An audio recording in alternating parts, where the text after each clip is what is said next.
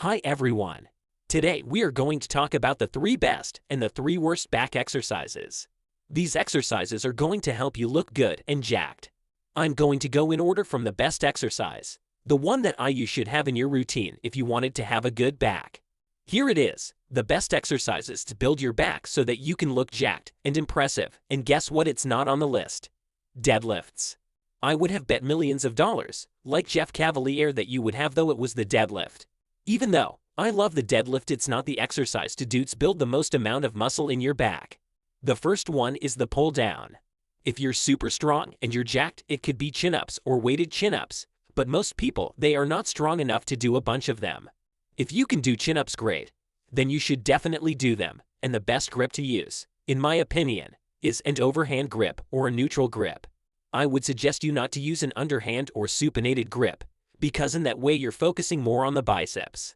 So, just do the regular grip or overhand, which are going to activate the lats more than underneath, because there you're going to use too much biceps.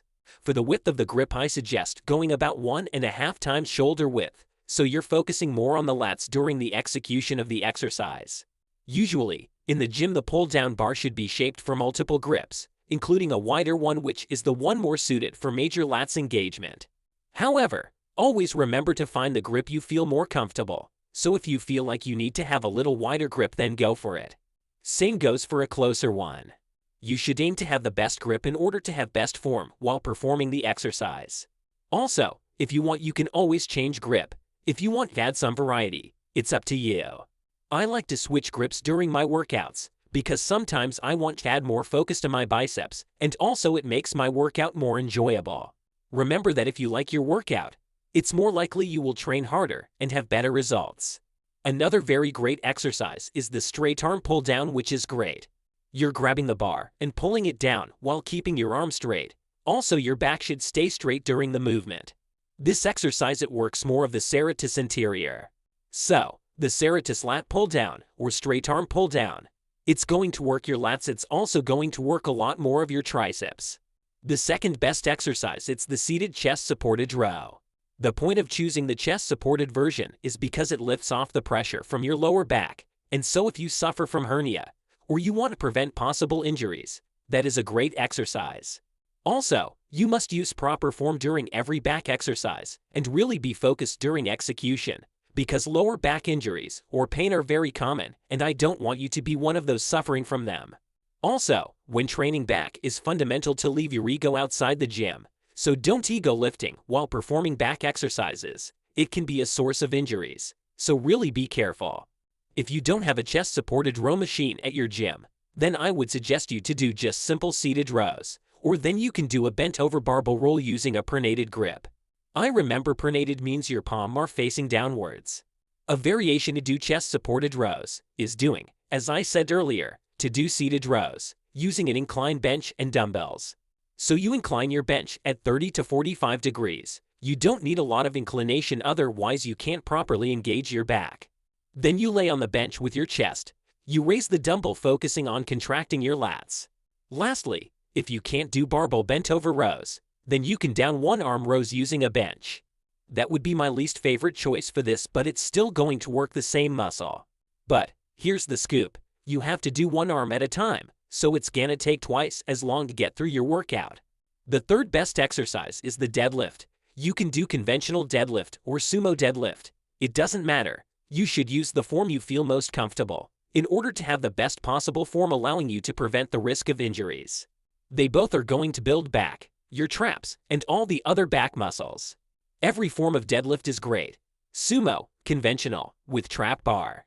So, when programming your back workout, try to do at least one of these exercises from each of the 3 groups and incorporate into your program. You can select the grip that you want, the exercise that you want, but these are the main 3. If you do these 3, you're pretty much doing everything that you need to do to grow your back.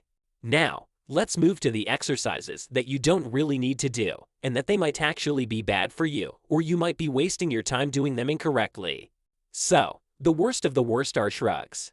A proper execution of shrugs requires a greater range of motion. You need a longer time under tension in order to give the muscle enough stimulus for growth. Also, you need to pause the movement at the top and squeeze the muscle before descent. Instead, many people who doing shrugs are loading shit tons of weight and going faster than the speed of light, and in less than 10 seconds they have performed 20 reps. But that's the wrong way to do it. You can't grow your traps that way. Remember, no one cares about how much you load, because if you load too much you risk injuries, and when you're injured you can't train, and you'll look ridiculous.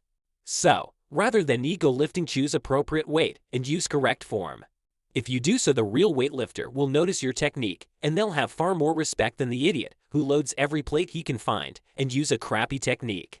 But, however, you don't have to train right for others, you're doing for you, because that is the right way to progressive overload and grow your muscle while preventing stupid injuries.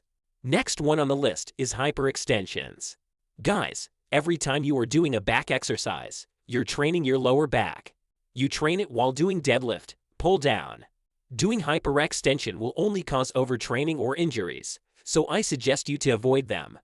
And on top of the worst back exercises, the biggest waste of time for your back are actually 3 exercises. Bent laterals reverse, pec deck, and face pulls. Those are for your rear delts, not for your back. Those exercises are perfect when you want to train shoulders, not back. So remember, train smart, train hard with proper form, and leave your ego outside of the gym, especially with back exercises, so you don't end up injured. Another important point is that the back is composed of different muscles, so the volume during back days can be higher than when you're training biceps or your chest. The important signal you must take into account to understand if you trained enough is soreness. If you feel like you haven't trained, then you did too little. If you feel crushed for 2 or even 3 days, then you've probably done too much. Hope you liked the video. Thank you for watching. Subscribe, like, comment, and share it with your friends.